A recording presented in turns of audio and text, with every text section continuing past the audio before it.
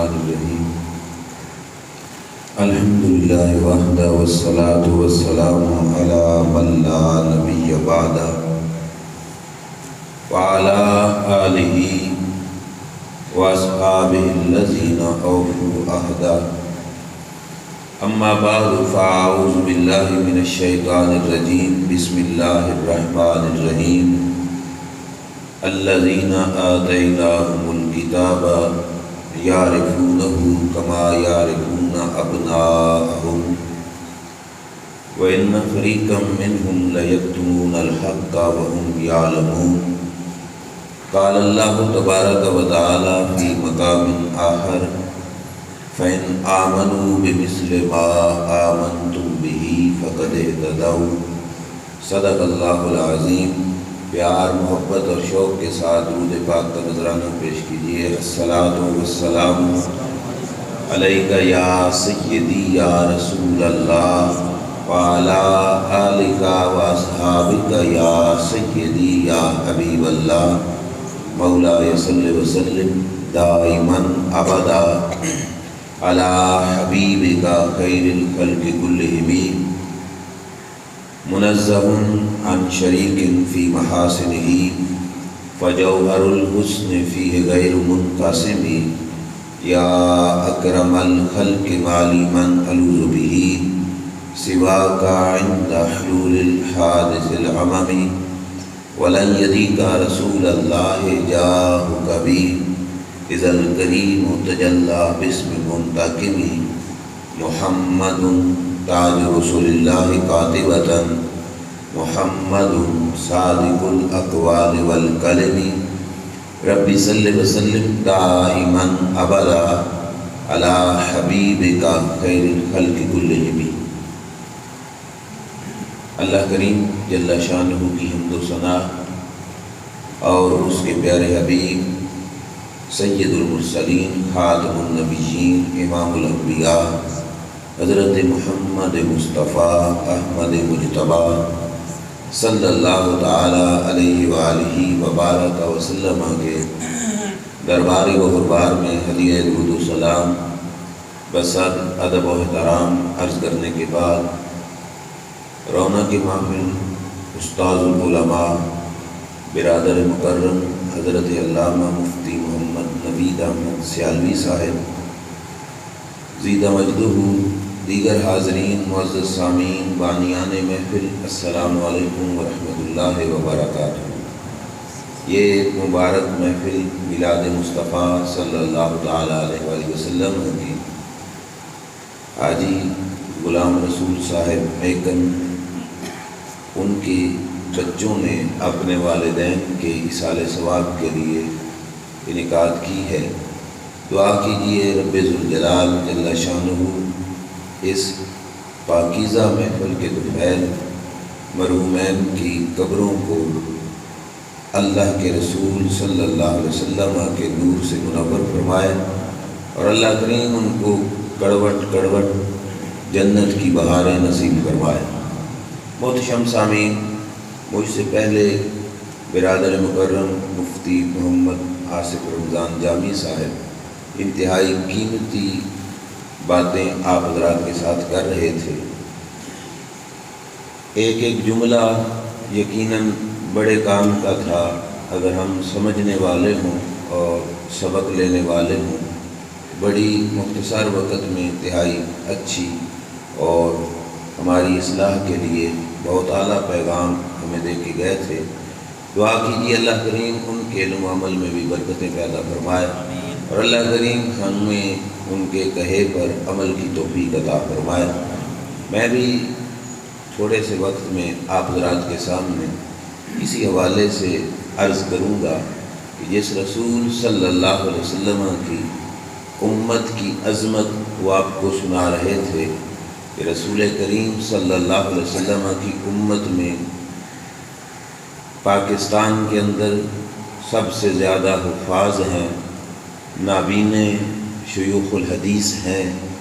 اس محبوب صلی اللہ علیہ وسلم نے جو سبق آج سے 1400 سال پہلے پڑھایا، آج تک روئے زمین پر پڑھایا ہوا سبق اسی طرح موجود ہے جیسا کہ وہ پڑھا کے گئے تھے۔ اگرچہ صدیاں ڈھیر ساری بیت گئیں، درمیان میں وقت نے کافی مرحلے طے کیے، لیکن اس زبان اقدس سے جو الفاظ صدیاں پہلے پھول بن کے گرے تھے، آج تک ان پھولوں کی کلیاں مرجھائی بھی نہیں ہیں اور ان کی مہک ختم بھی نہیں ہوئی ہے۔ اللہ کریم جل شانہ نے اپنے محبوب کے الفاظ کو روزانہ پہلے سے زیادہ رونقیں بھی عطا فرماتا ہے اور روزانہ پہلے سے زیادہ خوشبوئیں بھی عطا فرماتا رہتا ہے۔ جس محبوب کی زبان کے اندر سے نکلے ہوئے الفاظ اتنے پرتاثیر ہیں، اس محبوب کا مقام اور مرتبہ کیا ہے؟ اس بات کو سمجھنے کے لیے میں آیت کریمہ دو مختلف جگہوں سے آپ حضرات کے سامنے تلاوت کی۔ اللہ کریم ارشاد فرماتا ہے الذین آتیناہم الکتاب یعرفونہ کما یعرفون ابناءہم، کہا وہ لوگ جن کو ہم نے کتاب دی، تورات، زبور، انجیل، جن لوگوں کو ہم نے کتاب عطا فرمائی، یعرفونہ، میرے محبوب کو پہچانتے ہیں، کما یعرفون ابناءہم، جیسا کہ وہ اپنے بیٹوں کو پہچانتے ہیں۔ میرے محبوب کو پہچانتے ہیں جیسا کہ وہ اپنے بیٹوں کو پہچانتے ہیں۔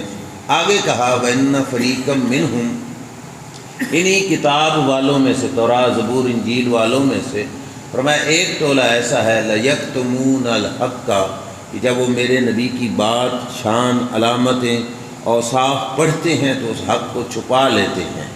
وَهُمْ يَعْلَمُونَ، جانتے وہ بھی ہیں کہ یہ بات سچی ہے، جاننے کے باوجود وہ اس حق کو چھپاتے ہیں۔ اللہ کریم نے اس آیت کریمہ کے اندر دو چیزیں بیان فرمائی۔ ایک گروہ وہ بیان کیا جو جانتا ہے حضور علیہ السلام کو اور حضور کی شانیں چھپا لیتا ہے۔ دوسرا وہ گروہ بیان کیا کہ جو جاننے کے بعد پہچانتا بھی ہے، اور اس کی پہچان کا درجہ کتنا ہے، کہا جیسے وہ اپنے بیٹوں کو اپنا بیٹا ہونا یہ پہچانتے ہیں، ایسے ہی وہ اللہ کے رسول صلی اللہ علیہ وسلم کو پہچانتے ہیں۔ لیکن اس آیت کریمہ میں رب ذوالجلال نے دونوں گروہوں کو مسلمان نہیں کہا۔ جو جانے اور چھپا بیٹھے وہ بھی مسلمان نہیں ہوگا، جو جاننے کے بعد پہچان لے وہ بھی مسلمان نہیں ہوگا۔ کہ فقط جاننے سے کام نہیں بننا اور فقط پہچاننے سے بھی کام نہیں بننا۔ مولا کام کیسے بنے گا؟ فرمایا جاننا، کافر بھی جانتے ہیں میرے محبوب علیہ السلام کو، پہچانتے یہودی بھی ہیں میرے محبوب علیہ السلام کو۔ فرمایا نہ جاننے سے کام بنے گا نہ فقط ماننے سے کام بنے گا، میرے محبوب صلی اللہ علیہ وسلم کو ماننے سے کام بنے گا۔ دوسری آیت پڑھو فَإِنْ آمَنُوا بِمِثْلِ مَا آمَنْتُمْ بِهِ فَقَدِ اهْتَدَوْا، اے محبوب صلی اللہ علیہ وسلم اگر یہ لوگ آپ کو مانیں، اور کیسا مانیں؟ جیسا کہ آپ کے صحابہ نے مانا ویسا مانیں گے تو رب فرماتا ہے یہ ہدایت کی راہوں پہ چل پڑے ہیں۔ اب ہدایت ان کا مقدر ہے، اب یہ رب کی طرف سے اٹیسٹڈ، تصدیق شدہ ہدایت یافتہ ہیں، یہ حق کی راہ پر ہے، حق ان کے پاس ہے۔ لیکن کب؟ جب میرے محبوب کو جانے بھی، پہچانے بھی، اور جاننے پہچاننے کے بعد مانے بھی، اور ماننے میں معیار اپنی سوچ، اپنی عقل، اپنا دماغ، اپنا علم نہ رکھیں، بلکہ ماننے کے اندر صحابہ کی تابعداری کریں گے، اللہ ان کو ہدایت کی راہ عطا فرما دے گا۔ اب بات کو دوبارہ سمجھو، ایک ہے جاننا، ایک ہے پہچاننا، اور ایک ہے ماننا۔ جاننے سے بھی کام نہیں بننا، پہچان لیا کہ اللہ کے رسول ہیں، پہچاننے سے بھی کام نہیں بنے گا۔ کام تب بنے گا کہ جان پہچان سے اگلا مرحلہ ہے مان بھی لیا جائے۔ جس وقت تک مانا نہیں جائے گا اس وقت تک جان پہچان کام نہیں آئے گا۔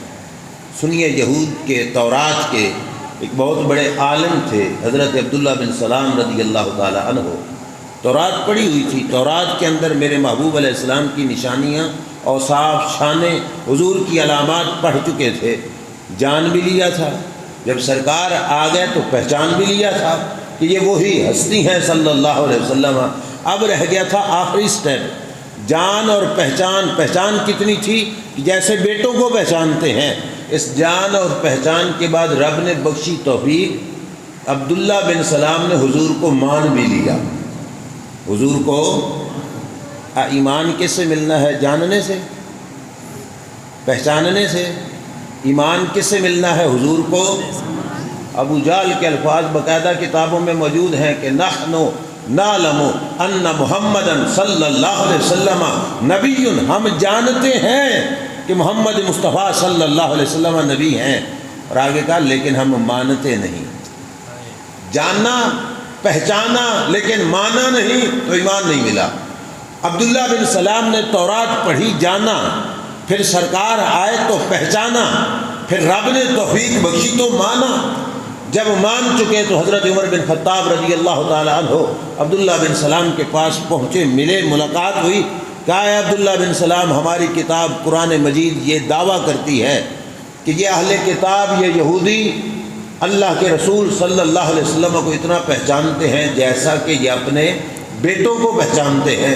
اے عبداللہ بن سلام ذرا بتاؤ تو صحیح، کیا تم سرکار کو اتنا پہچانتے ہو جتنا تم اپنے بیٹوں کو پہچانتے ہو؟ حضرت عبداللہ بن سلام چونکہ جان پہچان کے بعد ماننے والے درجے پہ پہنچ چکے تھے، کہنے لگے اے عمر بن خطاب، معرفتی بے محمد صلی اللہ علیہ وسلم اشد معرفتی بابنی، کہا اے عمر بن خطاب، میں اپنے بیٹے کو بیٹا ہونا اتنا نہیں پہچانتا جتنا محمد مصطفیٰ کا رسول ہونا پہچانتا صلی اللہ علیہ وسلم۔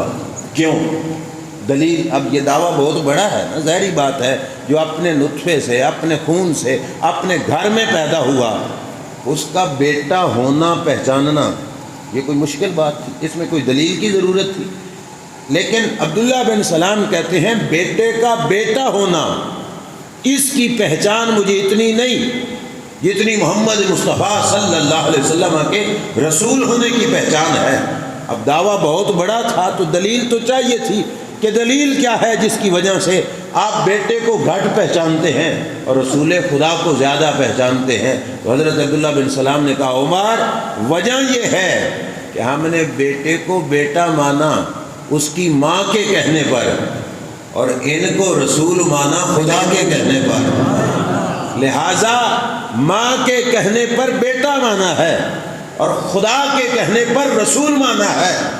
حضرت عبداللہ بن سلام کہنے لگے ماں جھوٹ بھی بول سکتی ہے، ماں خیانت بھی کر سکتی ہے، ہو سکتا ہے ہمارا نہ ہو، ماں کہہ دے تمہارا ہے، ہم نے مان لیا اس کے کہنے پر۔ ماں خیانت بھی کر سکتی ہے، ماں جھوٹ بھی بول سکتی ہے، رب نہ خیانت کر سکتا ہے نہ جھوٹ بول سکتا ہے، تو پھر ماننا پڑے گا کہ ہم نے بیٹے کو بیٹا مانا، اس کا درجہ گھٹ ہے، اور محمد مصطفیٰ کو رسول مانا، اس کا درجہ بلند ہے۔ اب ایک بات،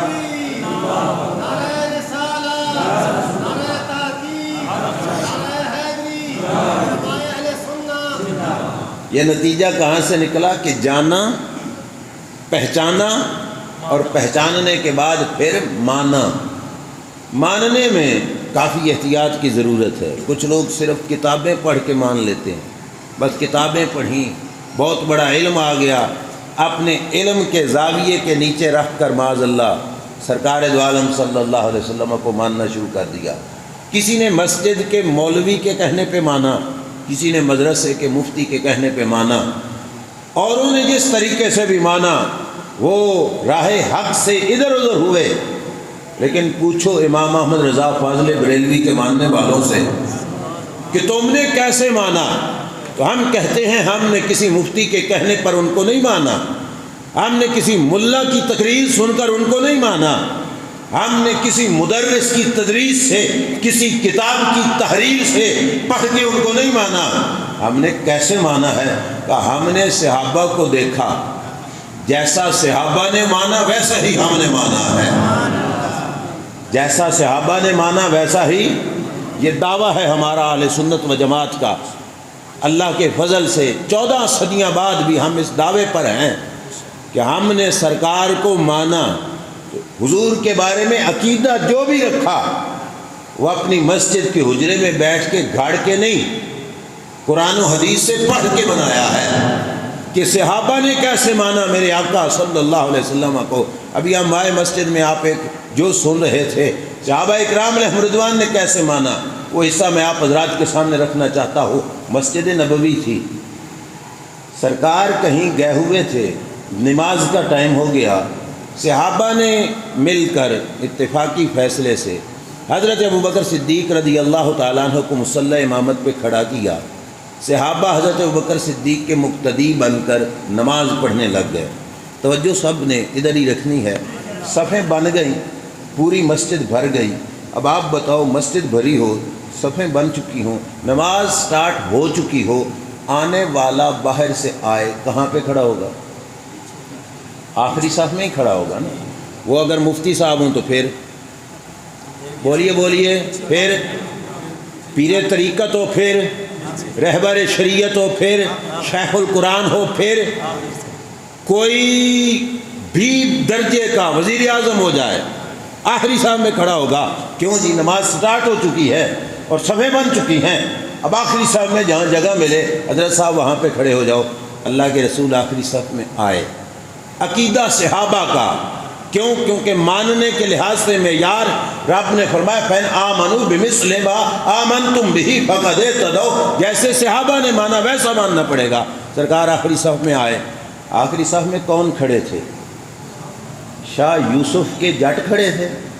یہاں کے کوئی ملک کھڑے تھے؟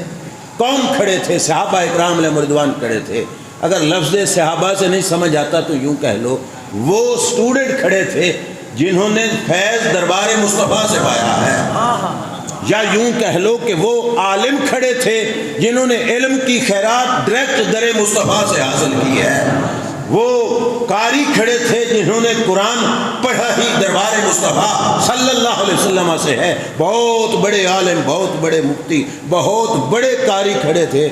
جب حضور ان کے ساتھ کھڑے ہوئے، صحابہ نے اپنے ہاتھوں پہ ہاتھ مارنے شروع کر دیے۔ دل نے کہا رب کا یار ہو، رب کا محبوب ہو، اور کسی کی پشت کے پیچھے کھڑا ہو، یہ ہمیں گوارا نہیں۔ ہاتھوں پہ ہاتھ مارے کہ اگلی صف والو رب کے یار آئے ہیں، جگہ خالی کرو، حضور آگے تشریف لے آئے۔ آخری صف والوں نے ہاتھ پہ ہاتھ مارے، سرکار کے آنے کا پتہ چلا، اگلی صف والوں نے جگہ خالی کی، سرکار اگلی صف میں تشریف لائے۔ اب کس صف میں آ گئے؟ آخری سے سیکنڈ لاسٹ صف، اس کے اندر سرکار تشریف لائے۔ اس صف والوں کو بھی گوارا نہ ہوا کہ ابھی بھی تو کچھ کی پشت ہو رہی ہے، تو سرکار اس صف میں کیوں کھڑے ہوں، سرکار اس سے آگے جائیں۔ تو سیکنڈ لاسٹ صف والوں نے بھی ایسے کہا، ہاتھ پہ ہاتھ مارا، آواز پیدا ہوئی، سرکار اگلی صف میں چلے گئے، جگہ بنی اگلی صف۔ اس اگلی صف والوں نے بھی سوچا سرکار یہاں پہ کیوں کھڑے ہوں، اس سے آگے جائیں۔ اب کوئی 1 2 3 صفوں پہ مشتمل تو جماعت نہیں تھی، وہ مدینہ شریف کی سرزمین تھی اور سرکار کا محلہ تھا، سارے کے سارے ہی نماز پڑھنے آئے ہوں گے، اور اگلی صف والوں کو گوارا نہ ہوا، انہوں نے کہا سرکار آگے جائیں۔ میرے محبوب علیہ السلام آگے گئے، چلتے چلتے آ گئی پہلی صف۔ جس صف سے آگے صف کوئی نہیں تھی، کوئی اور نمازی نہیں کھڑا تھا، فقط امام کھڑا تھا۔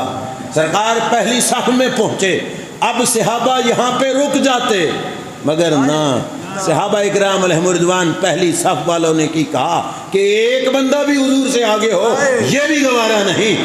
پہلی صف والوں نے بھی ہاتھ پہ ہاتھ مارا۔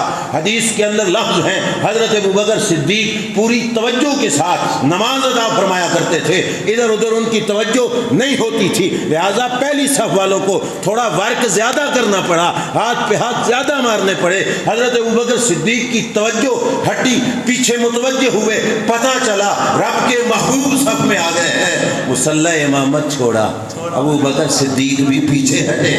میرے نبی علیہ السلام نے فرمایا مکانکا یا ابا بکر، اے ابو بکر اپنی جگہ پہ کھڑے رہو، مگر حضرت ابو بکر صدیق پیچھے آئے، عرض کیا، حضور کو اشارہ کیا، سرکار پہلی صف پہ مصلی امامت پہ جا پہنچے، سارے مقتدیوں سے آگے، امام بھی پیچھے ہٹ گئے، سرکار پہلی جگہ پہ، پہلے مصلی پہ، امامت کے مصلی پہ جا کے کھڑے ہو گئے۔ اب میں آپ سے پوچھتا ہوں، اپنے سوچ علم کے مطابق مجھے جواب دینا، یہ سارا دھندا نماز میں ہو رہا تھا؟ بولیے، بولیے نماز میں ہو رہا نماز ٹوٹی، نہیں نماز ختم ہوئی، نماز میں خلل آیا؟ نہیں۔ سرکار اپنی جگہ پہ پہنچے مصلی پہ، سرکار نے جا کے نماز پڑھائی، نماز ٹوٹی نہیں، نماز میں خلل بھی نہیں آیا۔ نہ رب نے جبریل بھیجا کہ محبوب ان مقتدیوں کو سمجھا لو کہ آج کے بعد تمہاری تعظیم اتنی نہیں کریں، نماز کے اندر کھڑے ہو کے نماز میری ہے۔ نہ رب نے بھی کچھ نہیں کہا۔ ہاں، نماز پڑھنے کے بعد میرے محبوب نے فقط اتنا پوچھ لیا، ابو بکر تجھے کہا تھا نا کہ جماعت کراتے رہو، آپ پیچھے کیوں ہٹے؟ صرف امام سے پوچھا، مقتدیوں سے نہیں کہ تم نے مجھے آگے آگے جگہ کیوں دی، فقط امام سے پوچھا ہے۔ جواب ہمیں بتلانا چاہتے تھے، کیوں؟ کیونکہ ہستی یہ وہ تھی جو افضل البشر بعد الانبیاء، تمام نبیوں کے بعد باقی انسانوں میں سب سے افضل شخصیت تھی کہ اس نے جو جواب دے دیا وہ باقیوں کے لیے بھی نمونہ ہدایت بن جائے گا۔ سرکار نے پوچھا ابو بکر آپ کیوں پیچھے ہٹے؟ حضرت ابو بکر نے کہا ما کانا لابن ابی قحافہ ان یصلی بین یدی رسول اللہ صلی اللہ علیہ وسلم، آقا ابو قحافہ کے بیٹے کی مجال ہی کیا کہ آپ سے آگے کھڑے ہو کے نماز ادا کرے۔ کہا آقا ہماری جرت نہیں بنتی کہ آپ پیچھے ہوں ہم آگے کھڑے ہوں، نہ جب آپ آ گئے ہو تو مصلی امامت ہم نے چھوڑ دیا، مصلی امامت ہم نے خالی کر دیا۔ محدثین نے فرمایا یہاں پہ ما کانا لابی بکر نہیں کہا، ما کانا لابن ابی قحافہ کہا، کیونکہ بات تھی رسول خدا کی، اس رسول خدا کے سامنے اپنا نام لینا بھی گوارا نہیں کیا کہ میری کیا حیثیت، میری کیا مجال کہ میں سرکار کے سامنے کھڑے ہو کے نماز پڑھوں۔ یہ سارا معاملہ صحابہ نماز میں کر رہے تھے۔ اب واپس پلٹو جو میں نے شروع میں بات کہی، جاننا، پہچاننا، اور تیسرا درجہ ہے اور ماننا کیسے ہے؟ جیسے بولیے جیسے، اور صحابہ نے کیسے مانا؟ صحابہ نے بتایا نماز خدا کی پڑھتے ہیں، تعظیم مصطفیٰ کی کرتے ہیں، دوران نماز بھی ادب مصطفیٰ صلی اللہ علیہ وسلم کا لحاظ رکھا۔ یہ تو مسجد کی نمازیوں کی بات ہے۔ آؤ اہل بیت اطہار میں سے ایک فرد کی آپ کے سامنے بات عرض کروں۔ حضور کے چچا کے بیٹے ہیں حضرت عبداللہ بن عباس رضی اللہ تعالیٰ عنہ، چچا زاد بھائی، آپ کیا بولتے پتریر؟ جی ہاں، کزن پتریر، حضور کے چچا زاد بھائی ہیں۔ صحابہ کرام علیہم رضوان نے مل کر حضرت عبداللہ بن عباس کو تیار کیا کہ یار ایسے کرو، دن کے وقت جو سرکار عبادت کرتے ہیں، حضور کے اعمال مبارک، عادات مبارک، خصائص مبارک، حضور کے جو بھی عمل شریف ہیں وہ ہمارے سامنے ہیں، ہمیں پتہ ہے، ہم اس میں حضور کی اقتداء، اتباع، اطاعت کر لیتے ہیں۔ ہمیں نہیں پتہ سرکار کی رات کی عبادت کتنی ہے، جاؤ نا ایک رات حضور کے گھر جا کے گزارو اور پھر بتانا کہ سرکار رات کو کتنی عبادت فرماتے ہیں۔ کس کو کہا؟ حضرت عبداللہ بن عباس رضی اللہ تعالیٰ عنہما، یہ حضور کے چچا زاد بھائی ہیں۔ جو پتریر ہوتا ہے بھائی ہوتے ہیں نا آپس میں، چچا زاد بھائی رشتے میں جو بھائی کہلانے کے حقدار ہیں، چچا زاد بھائی حضرت عبداللہ بن عباس حضور کے گھر میں آئے۔ اب آپ کی سوچ کا بڑا امتحان ہے، رات کو آ کے عبداللہ بن عباس سو گئے ہوں گے؟ کیوں؟ دیکھنے جو آئے تھے کہ سرکار کی عبادت کیا ہے، تو عبداللہ بن عباس جاگ رہے ہیں کہ سرکار عبادت کتنی اور کیسے کرتے ہیں۔ تہجد کا ٹائم ہوا، اللہ کے رسول صلی اللہ علیہ وسلم بستر مبارک سے اٹھے۔ عبداللہ بن عباس کہتے ہیں کہ اس سے پہلے میں نے رسول اللہ صلی اللہ علیہ وسلم کے خراٹوں کی آواز اپنے کانوں سے سنی۔ خراٹے جان دو؟ گہری نیند بندہ سو جائے نا تو خراٹے لیتا ہے، تو سرکار کے خراٹوں کی آواز میں نے اپنے کانوں سے سنی۔ سرکار آرام فرما ہو گئے، اٹھے، سرکار مسجد کی طرف آئے۔ عبداللہ بن عباس سمجھ گئے کہ اب سرکار نماز پڑھنا چاہتے ہیں۔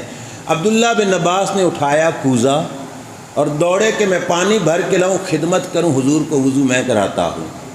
دوڑ کے گئے، جب پانی بھر کے لائے تو دیکھا کہ اللہ کے رسول نماز شروع فرما چکے ہیں۔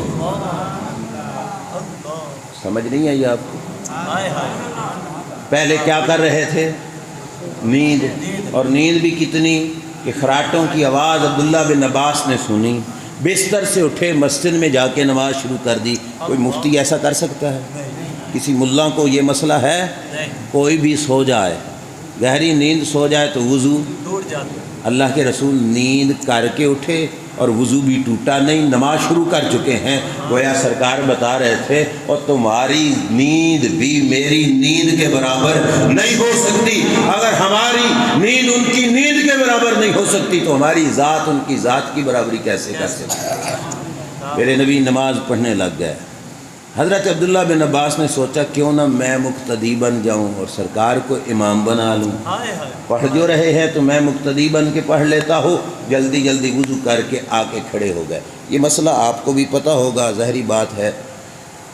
ایک امام کے پیچھے ایک ہی مقتدی ہو، صرف پچھلی صف میں کھڑا ہوتا ہے، پاس ہی کھڑا ہوتا ہے، بس 4 انگلیاں اپنی ایڑیاں امام سے پیچھے، باقی برابر میں ساتھ ہی کھڑا ہوتا ہے. لیکن عبداللہ بن عباس میرے نبی کے چچا زاد پچھلی صف میں کھڑے ہو گئے.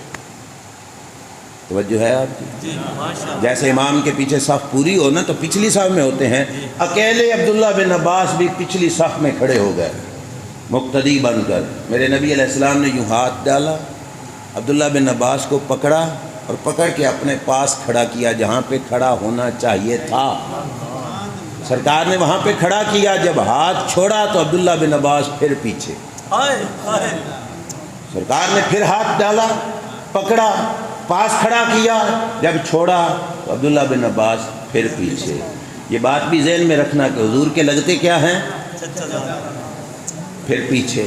نماز مکمل ہو گئی. عبداللہ بن عباس نے پچھلی صف میں مقتدی بن کے نماز پوری کی. میرے نبی علیہ السلام نے سلام پھیرا، فرمایا مالی اجعلک حذائی وانت تخلف انی. اے عبداللہ بن عباس بتاؤ، میں تمہیں اپنے پاس کھڑا کرتا تھا، تو پیچھے ہٹ جاتا تھا، کیا وجہ ہے؟ پیچھے کیوں ہٹتے تھے؟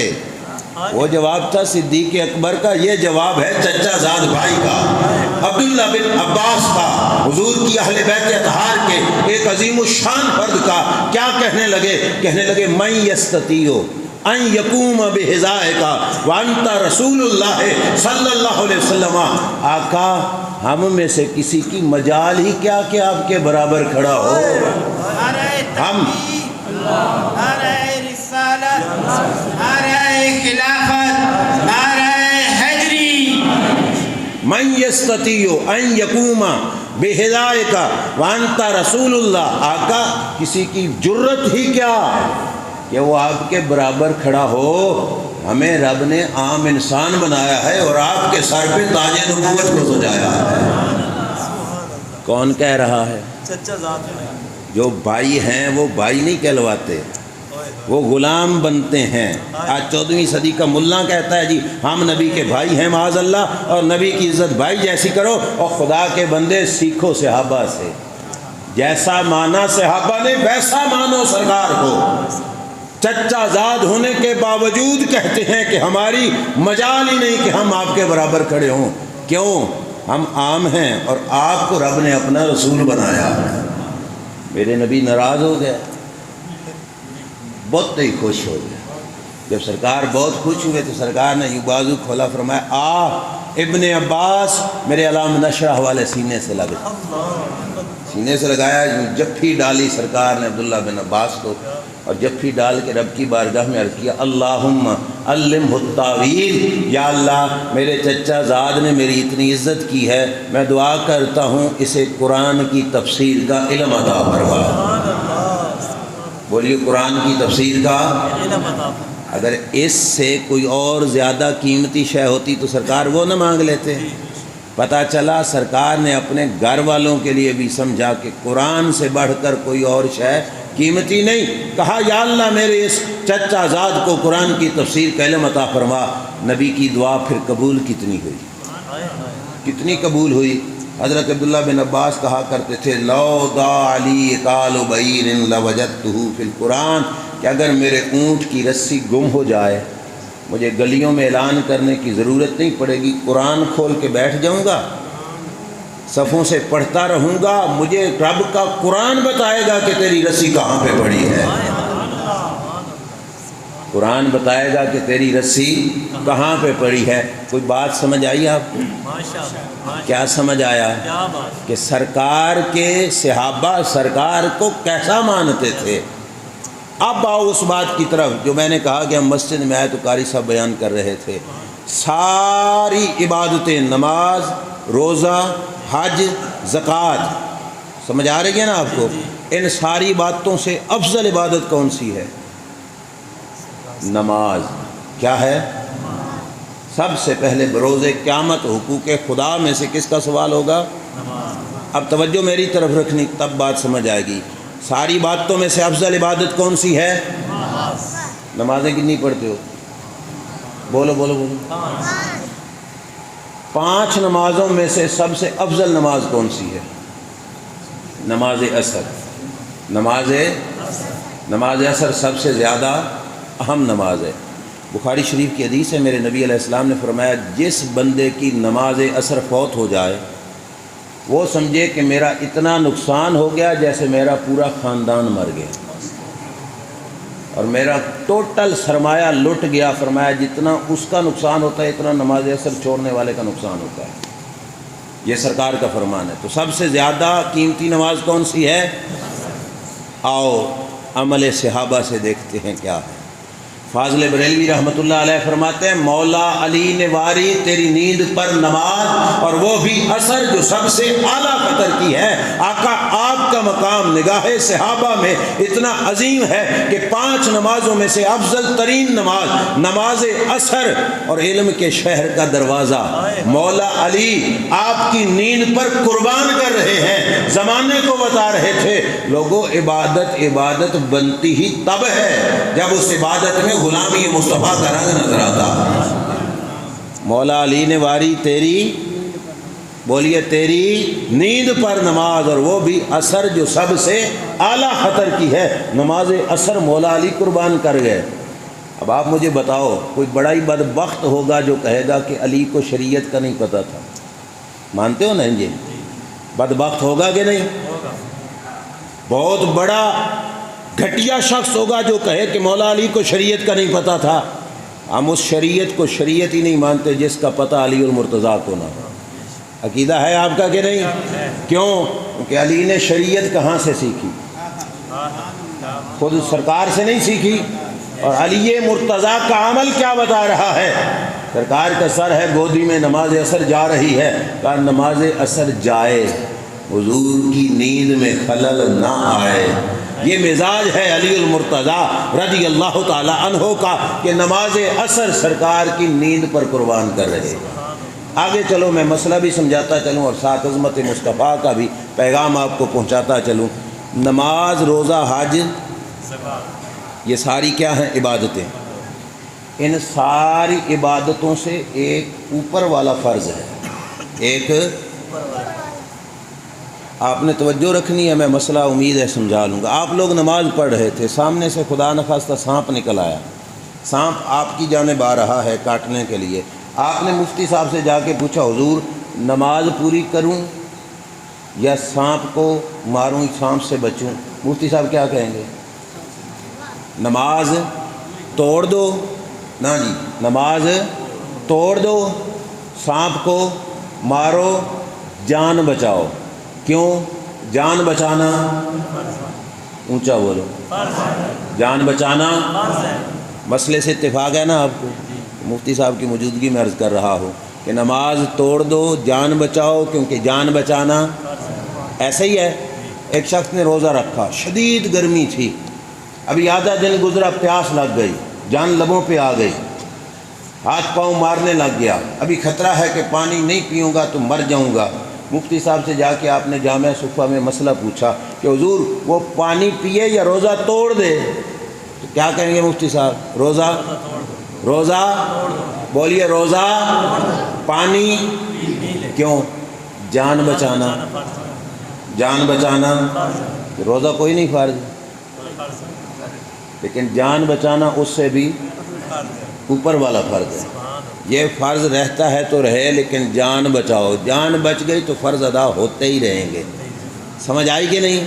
کیا کہیں گے کہ جان بچاؤ، جان بچانا فرض ہے. اور مسئلہ سنو آگے. آپ سفر پہ جا رہے تھے، آپ کے پاس جو راشن پانی تھا وہ خدا نخواستہ ختم ہو گیا. بھوک شدت کی لگ گئی اور جگہ ایسی ہے جہاں سے کچھ بھی نہیں مل رہا، جنگل بیابان ہے، آپ کے پاس اور کچھ بھی نہیں ہے، اور بھوک اور پیاس کی شدت کی وجہ سے موت سامنے نظر آ رہی تھی۔ بوتل شراب کی آپ کے پاس پڑی تھی، آپ مفتی صاحب سے پوچھیں حضور مر رہا ہوں، چمچ شراب کی پی سکتا ہوں؟ مفتی صاحب کیا کہیں گے؟ پی سکتے، بولو بولو بولو، پی سکتے، پی لو۔ کیوں؟ جان بچاؤ، کیونکہ جان بچانا، حالانکہ شراب کی حرمت نص قطعی سے قرآن سے ثابت ہے، بہت سخت حرام ہے شراب، لیکن مفتی صاحب نے فتویٰ دے دیا کہ اب شراب بھی پی سکتے ہو جتنی سے جان بچے۔ کیوں؟ کہا جان بچانا۔ بات سمجھ آ گئی؟ نماز، روزہ، حج، زکوٰۃ، ہر فرض سے اوپر والا فرض کون سا ہے؟ جان بچانا۔ فاضل بریلوی فرماتے ہیں صدیق بلکہ غار میں جان ان پہ دے چکے، اور حفظ جان تو جان فروز غرر کی ہے۔ یار جان بچانا نماز، روزہ، حج، زکوٰۃ سے بڑا فرض ہے، لیکن صدیق سے پوچھو تو غار ثور میں صدیق تو جان بھی حضور کی نیند پہ قربان کر چکے ہیں۔ کیا ثابت ہوا؟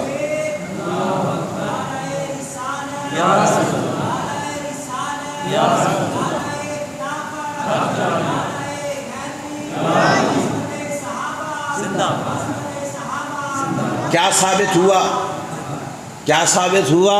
کہ جان بچانا بڑا فرض ہے، پر جب بات آئے آرام مصطفیٰ کی، ہائے ہائے جان، پھر حضور کے آرام کا دھیان رکھنا جان والے فرض سے بھی بڑا فرض ہے۔ بے شک، کر کے دکھایا کہ نہیں دکھایا؟ بے شک، عظمت مصطفیٰ سمجھائی ہمیں کہ لوگوں تمام عبادتوں سے افضل فرض جان بچانا ہے، لیکن جب بات آ جائے نا مصطفیٰ کریم کے آرام کی تو اس وقت جان بچانا نہیں، حضور کا آرام بچانا یہ بڑا فرض ہے۔ دونوں حضرات نے، مولا علی نے نماز واری اثر والی، صدیق نے جان واری۔ فاضل بریلوی فرماتے ہیں یہ تو غلام تھے، انہوں نے جو کیا، آپ لجپال تھے، آپ نے کیا کیا؟ کہا ہاں تو نے ان کو جان، انہیں پھیر دی نماز، اور وہ تو کر چکے تھے جو کرنی بشر کی ہے۔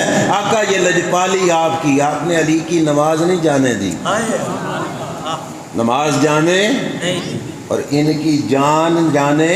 نہیں دی، ہاں تو نے ان کو جان، انہیں پھیر دی نماز، اور وہ تو کر چکے تھے جو کرنی بشر کی ہے۔ آقا وہ تو غلاموں والا کام غلاموں کو بتا کے گئے جو کرنی بشر کی ہے۔ فاضل بریلوی نے نتیجہ نکالا، یہ ہے میری تقریر کا نچوڑ آپ حضرات کے لیے۔ فاضل بریلوی فرماتے ہیں ثابت ہوا کہ جملہ فرائض فرو ہیں، اصل الاصول بندگی استاد ور کی ہے۔ کا پتہ چلا سارے فرض بعد میں بنتے ہیں، اور غلامی مصطفیٰ والا فرض سارے فرضوں سے پہلے بن رہا ہے۔ اصل الاصول بندگی اس، بولیے اس، اللہ ہم سے یہ نہیں چاہتا کہ تم بہت ہی باتیں کرو، رب ہم سے دیکھنا چاہتے ہیں میرے یار کی غلامی کون کرتا ہے، میرے یار کی تابعداری کون کرتا ہے، میرے یار کی اطاعت کون کرتا ہے۔ کسی کو شک ہو، اعتراض ہو، بعد میں نہ کہے۔ میں ابھی آپ کے سامنے واضح کرتا چلوں، فجر کے فرض کتنے پڑھتے ہو؟ میرا دعویٰ ہے کہ رب عبادت نہیں، رب اطاعت مصطفیٰ کروانا چاہتا ہے ہم سے۔ کتنے فرض پڑھتے ہو؟ ایک شخص سویرے سویرے جاگ گیا، ٹائم تھا، طبیعت فریش ہو گئی، نہا دھو کے مسجد میں آیا، قاری صاحب سے آ کے کہتے حضور آج طبیعت بڑی فریش ہے، آج 4 پڑھا دو۔ آج کتنے پڑھا دو؟ دل کر رہا ہے بڑا اللہ اللہ کرنے کو۔ کوئی قاری اس کے کہنے میں آ گیا اور اس نے فجر کے پڑھا دیے۔ ایمان سے بتانا اللہ قبول کرے گا؟ نہیں، بولو بولو بولو۔ نہیں، اگرچہ آپ مفتی نہیں، میرا دھیان نہیں رکھنا، اس وقت آپ کے سینے میں ایمان تو ہے کہ نہیں؟ ہے، اپنے ایمان کو سامنے رکھ کر اب آپ فتویٰ دو کہ فجر کے فرض کسی مولوی نے 2 سے 4 پڑھائے، رب قبول کرے گا؟ نہیں، سارے بولو پھر پتہ چلے۔ اللہ قبول کرے گا؟ کیوں؟ عبادت ہی کروانی ہے۔ عبادت 2 سے کتنی ہو گئی؟ 4، بولو بولو، 4 ہو گئی، تو اللہ زیادہ خوش ہو جانا چاہیے تھا نا۔ جیسے دکاندار دکان پہ پیسے بٹورنے کے لیے بیٹھا ہوتا ہے، اس کو کہو کہ یہ چیز 20 کی ہے، میں تو اس سے 40 کی لوں گا، ناراض ہو جائے گا؟ نہیں، خوش ہو، بہت خوش ہو جائے گا، واہ واہ تو 40 دی بھج کے لے اللہ نے ہم سے کرانی ہوتی عبادت تو 2 سے 4 ہوئی، رب خوش ہو جاتا کہ واہ اس نے 2 سے 4 پڑھ دی، سجدے بھی بڑھ گئے، قیام بھی بڑھ گیا، قراتیں بھی بڑھ گئی، مگر رب 4 قبول مولا کیوں؟ فرمایا میں تمہارے فرضوں کو نہیں دیکھتا، میں اپنے یار کے عمل کو دیکھتا ہوں۔ میرے یار نے 2 پڑھی ہیں، تم کون ہوتے ہو 4 پڑھنے والے؟ میرے یار جتنی پڑھو گے تو قبول کروں گا، نہ وعدہ قبول کروں گا نہ گھاٹا قبول کروں گا، بڑھ گئے تب بھی مردود، گھٹ گئے تب بھی مردود، تابعداری میرے یار کی کرو گے تب میں عبادت کو قبول فرماؤں گا۔ اب بات سمجھ آئی کہ نہیں ہے؟ مطمئن کر لو گے کسی کو؟ فاضل بریلوی نے کہا تھا ثابت ہوا کہ جملہ فرائض فرو ہیں، اصل الاصول بندگی استاج ور کی ہے۔ حضور کے صحابی آخری روایت اور میں بات کو ختم کرتا ہوں، حضرت اتبان بن مالک رضی اللہ تعالی عنہ، کیا نام ہے؟ اتبان بن مالک، یاد رکھنا، عین تا نقطوں والی، با الف نون، اتبان بن مالک رضی اللہ تعالیٰ عنہ۔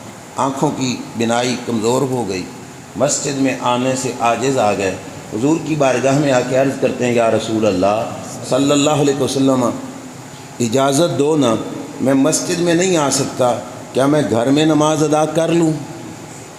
اجازت دو کہ کیا میں نماز گھر میں ادا کر لوں؟ میرے نبی علیہ السلام نے فرمایا چل ٹھیک ہے، تو گھر بھی پڑھتا رہے، اللہ تیری قبول کر لے گا۔ اب اتبان بن مالک نے کہاں پہ پڑھنی تھی؟ کہاں پہ پڑھنی تھی؟ اللہ کے رسول کی بارگاہ میں عرضی کرتے ہیں آقا اگر گھر میں ہی پڑھنی ہے تو ایک دن آپ تشریف لاؤ میرے گھر کے اندر اور ایک جگہ پہ کھڑے ہو کے آپ نماز پڑھ دو میرے گھر میں، جہاں پہ آپ پڑھو گے میں ساری زندگی وہیں پہ نماز پڑھتا رہوں گا۔ نماز کس کی پڑھنی تھی؟ عبادت کس کی ہے؟ نماز بھی اللہ کی، عبادت بھی کس کی؟ آقا آپ آؤ نا، ایک دفعہ ایک جگہ پہ پڑھ جاؤ، میں پھر وہیں پہ پڑھتا رہوں گا۔ میرے نبی علیہ السلام نے یہ نہیں کہا اتبان یہ کیا کرتے ہو، فرمایا چل کسی دن میں آؤں گا۔ سرکار گئے اور جا کے غلام سے پوچھا این تحب ان اصلی لکا یا اتبان، اے اتبان تجھے کہاں پسند ہے کہ میں نماز پڑھوں؟ مطلب گھر جو ان کا تھا تو سوکھ آسانی تجھے کہاں پہ بنتی ہے جہاں پہ پڑھتا رہے، جگہ نامینیٹ تو کر، قدم میں لگا کے جاؤں گا، نمازیں تو پڑھتا رہے گا، رب تجھے اجر عطا فرماتا رہے گا۔ حضرت اتبان نے جگہ بتائی، سرکار نے وہیں پہ کھڑے ہو کے نماز پڑھی۔ اتبان بن مالک ساری زندگی حضور کے نقش قدم پہ رب کی عبادت کرتے رہے۔ عقیدہ صحابہ کا کیا ثابت ہوا؟ نماز رب کی پڑھنی، پکر تابع داری مصطفیٰ کی کرنی۔ اگر اجازت ہو تو ایک روایت چھوٹی سی بخاری کی عرض کر دوں۔ حضرت عبداللہ بن عمر صحابی رسول ہیں، حضور کے بڑے محبوب صحابی ہیں رضی اللہ تعالیٰ عنہما، کیونکہ ہمیں کسوٹی قرآن نے بتائی فَنَآمَنُوا بِمِثْلِ مَا آمَنْتُم بِهِ، ایسے مانو جیسے صحابہ نے مانا، ویسے مانو گے تو ہدایت ملے گی۔ صحابہ نے کیسے مانا؟ عبداللہ بن عمر مسجد حرام ہے، بیت اللہ شریف ہے، اس کے اندر چلے گئے، بیت اللہ کے حاجی بیٹھے ہو گئے، آنکھوں سے دیکھا سب نے ہوگا، اندر ہم میں سے کوئی نہیں گیا ہوگا، انجے نا۔ عبداللہ بن عمر اندر چلے گئے، مفتی صاحب سے مسئلہ پوچھی، مسئلہ یہ ہے کہ جس وقت بیت اللہ کے اندر چلے جاؤ تو یہ جو منہ والی پابندی ہے نا کہ ادھر کرو، یہ پابندی اٹھ جاتی ہے، یہ پابندی۔ اب یہاں تو پابند ہے منہ ادھر کریں تو نماز ہوگی، ورنہ ادھر کیا تو ادھر، ادھر کعبہ شریف کے اندر چلے گئے، مفتی صاحب سے پوچھو ادھر کیا تو کہیں گے نماز، بولو بولو بولو بولو، ادھر ادھر ادھر، چاروں سمت جس طرف مرضی منہ کرو نماز، کیوں؟ کعبے کے اندر چلے گئے اور یہ پابندی اٹھ گئی۔ حضور کے صحابی عبداللہ بن عمر اندر چلے گئے، اندر جا کے ایک دوسرے صحابی اسامہ بن زید سے پوچھتے ہیں یار ایک دفعہ سرکار بھی اندر تشریف لے گئے تھے اور نبی علیہ السلام نے بھی کعبے کے اندر نماز جا کے پڑھی اور آپ ساتھ تھے، ذرا بتاؤ نا حضور نے کہاں پہ کھڑے ہو کے نماز پڑھی تھی؟ یہ بتاؤ سرکار نے کہاں پہ کھڑے ہو کے نماز پڑھی تھی؟ میں وہیں پہ کھڑے ہو کے نماز پڑھتا ہوں۔ بس میری تقریر ختم، مجھے آپ اتنا بتا دو عبادت کس کی کرنی تھی؟ گھر کس کا تھا؟ سمت کی پابندی ختم ہو گئی تھی کہ نہیں؟ منہ جدھر بھی کرتے نماز ہو جاتی۔ عبداللہ بن عمر کو شریعت کا کوئی نہیں پتہ تھا، عرض کرتے ہیں بتاؤ تو صحیح، منہ جدھر مرضی کروں نماز ہو جائے گی، لیکن یہ بتاؤ سرکار کے قدم کہاں پہ لگے تھے؟ اسامہ بن زید نے بتایا، عبداللہ بن عمر نے وہیں پہ کھڑے ہو کے نفل پڑھے۔ علامہ اقبال نے سچ کہا تھا، مجھے کام کیا تھا رکوع سے، مجھے غرض کیا تھی سجود کی، تیرے نقش پا کی تلاش تھی، جو جھکا رہا میں نماز میں۔ آقا ہمیں خبر کیا تھی، رکوع کرنے سے کیا ملتا ہے، سجدہ کرنے سے کیا ملتا ہے؟ ہم نے رکوع کیا آپ کو دیکھ کے، سجدہ کیا آپ کو دیکھ کے، قیام کیا آپ کو دیکھ کے، نماز پڑھی آپ کو دیکھ کے، سجدے، نمازیں، روزے، حج، زکاتیں، سب کچھ کیا آپ کو دیکھ کے۔ تو ثابت ہوا جملہ فرائض فروع ہیں، اصل الاصول بندگی استاد ورگی۔ اللہ کریم ہمارا رشتہ آقا دو عالم صلی اللہ علیہ وسلم سے صرف 10 منٹ ایک روایت بڑا پسند، ماشاء اللہ، سبحان اللہ، تھوڑا ہو نہیں یہ نماز دا 20 منٹ ثابت ہوا کہ جملہ فرائض فروع ہیں، اصل الاصول بندگی استاد ور کی ہے۔ حضرت عبداللہ بن عمر رضی اللہ تعالیٰ عنہ کعبہ شریف میں بھی حضور کے پاؤں کے نقش، بولو گے تو پھر میں بھی آگے چلوں گا، حضور کے پاؤں کے نقش، یہ مسجد حرام بیت اللہ شریف کی بات ہے۔ ایک اور روایت پڑھتے ہیں وہ بخاری شریف کی، وہ بھی بخاری کی۔ حضور کے ایک اور صحابی ہیں، مسجد نبوی شریف میں نماز پڑھنے آتے ہیں۔ جن حضرات کو حاضری کی سعادت نصیب ہوئی ہے ان کو پتہ ہے، جن کو نہیں ہوئی اللہ ان کو بھی توفیق عطا فرمائے۔ مسجد نبوی میں ایک ستون ہے جس کا نام ہے ستون مصحف، ستون مصحف۔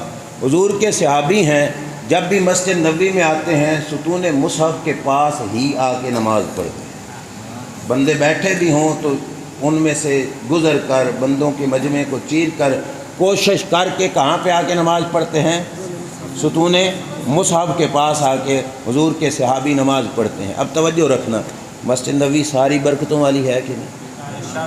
بولو بولو، چپا چپا اس کا برکتوں والا، اس کا کونا کونا برکتوں والا، بلکہ مدینے کی ہر گلی بھی، اور عاشقوں سے پوچھو تو وہ کہیں گے مدینے کی مٹی بھی۔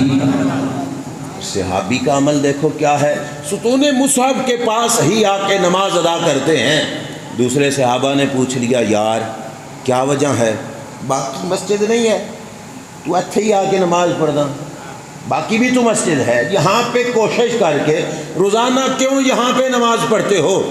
صحابی کا جواب سنو، کہتے ہیں رأیت النبی صلی اللہ علیہ وسلم یتحر الصلاۃ عندہا، کہا میں نے اپنی زندگی میں رب کے رسول کو دیکھا، سرکار نے جب بھی نماز پڑھی یہاں پہ پڑھی۔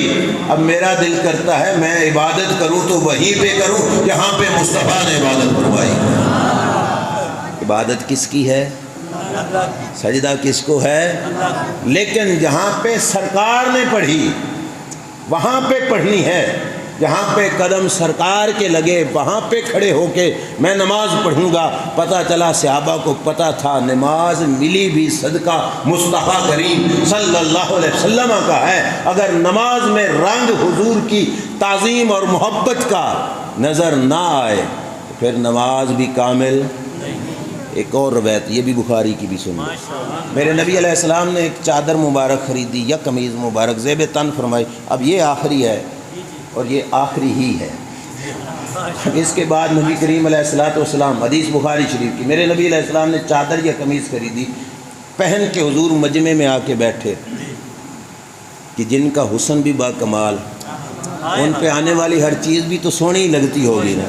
سرکار چادر پہن کے مجمع میں آئے تو مجمع میں سے ایک صحابی اٹھ کے کہتے ہیں آقا بڑی خوبصورت لگ رہی ہے۔ سرکار نے دعائیں دی، عرض کرتے ہیں آقا یہ مجھے عطا فرما دو، آقا میں دے چھڈو۔ میرے نبی علیہ السلام نے فرمایا چلو بیٹھو۔ سرکار گھر میں گئے، چادر یا قمیض اتاری، وہ اس کو دی، خود بدن پہ ایک چادر لپیٹی، یوں شرم کے وجہ سے جسم مبارک لپیٹ کر سرکار مجمع میں آئے۔ اب یہ حدیث کے لفظ ہے، میں ذمہ داری سے کہہ رہا ہوں، صحابہ نے اس سے کہا جس نے چادر مانگی تھی، یار سرکار کو اس قمیض یا چادر کی ضرورت تھی، تو نے کیوں مانگی؟ حالانکہ تجھے پتہ ہے کہ اس دروازے سے کسی کو نہ نہیں ہوتی۔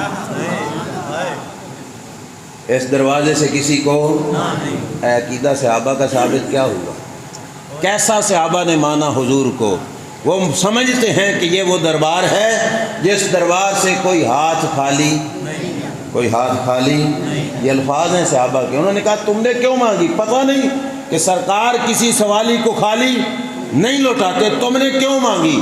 اور صحابی کا جواب سنو. مفتی نہیں ہے صرف، صحابی بھی ہے، حضور کی شریعت کا عالم، سرکار سے شریعت پڑھنے والا.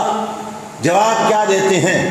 وہ کہتے ہیں او مجھے سمجھانے والوں، میں نے یہ چادر گرمی اور سردی سے بچنے کے لیے نہیں مانگی. واللہ انی ما سألتها لألبسها انما سألتها لتكون کفنی. کہا میں نے اس واسطے نہیں مانگی کہ سردیوں میں پہنوں گا یا گرمیوں میں پہنوں گا. کہا خدا کی قسم یہ غرض ہی نہیں تھی.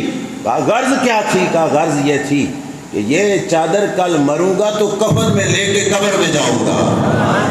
انما سألته لیکون کفنی، اس واسطے مانگی تاکہ یہ چادر میرا کفن بنے، تاکہ یہ چادر میرا. کپڑے ختم ہو گئے تھے، بازاروں میں کوئی نہیں ملتے تھے، یہی چادر مانگنے کی کیا ضرورت؟ یہ ان سے پوچھ لو یار بتاؤ اس چادر میں تھا کیا؟ سرکار ابھی تو بازار سے لائے چند منٹ. صحابی کا عقیدہ ثابت ہوا کہ جس چادر کی نسبت پل بھر کے لیے جسم مصطفیٰ سے ہو جاتی ہے، رب اس چادر میں برکت اتنی رکھتا ہے کہ وہ چادر پہن کے جاؤ تو اللہ نجات دیتا ہے، اللہ قبر میں دوزخ کی آگ سے بچاتا ہے. صحابی کا عقیدہ تبرک والا بنا کہ نہیں بنا؟ آج یہ تبرک والا نظریہ میں دعوے سے کہہ رہا ہوں، چھاننی لے کے نا چھاننے لگ جاؤ پوری دنیا میں، کہیں پہ نہیں ملے گا، صرف پیر سیال کے غلاموں کے پاس ملے گا، بابا فرید کے نوکروں کے پاس ملے گا. سچی بات ہے. ہم کہتے ہیں کہ مدینہ کا پتھر بھی برکت والا، مدینے کی مٹی بھی برکت والی. ان صحابہ کا نظریہ کہ ایک چادر جس کی نسبت صرف پل بھر کے لیے جس میں مصطفیٰ سے ہو گئی، کہا یہ چادر بھی اتنی عظیم ہے کہ پہن کے قبر میں جاؤں گا تو دوزخ کی آگ نیڑے بھی. اب نتیجہ بھی نکال دوں، جس چادر نے چند سیکنڈ جسم اقدس کو چھوا وہ برکت والی. تو جنہوں نے ہاتھوں میں ہاتھ دے کے بیعت کی، جو مرید بنے حضور کے، جو غلام بنے حضور کی، ان کا کیا مقام. اور یہ تو یہ رہی پھر ان ہستیوں کی کیا شان جنہوں نے پیدا ہوتے ہی زبان مصطفیٰ کو چوسا، جن کی رگوں میں خون بھی خون مصطفیٰ دوڑا. ان ہستیوں کا کیا مقام جن کو کھیلنے کے لیے سینہ بھی مصطفیٰ کا ملا، جن کو سواری کے لیے شانے بھی مصطفیٰ کے ملے، جن کو پکڑنے کے لیے زلف مصطفیٰ کی ملی، جنہوں نے گھٹی بھی لعابے دہن مصطفیٰ صلی اللہ علیہ وسلم کی لی.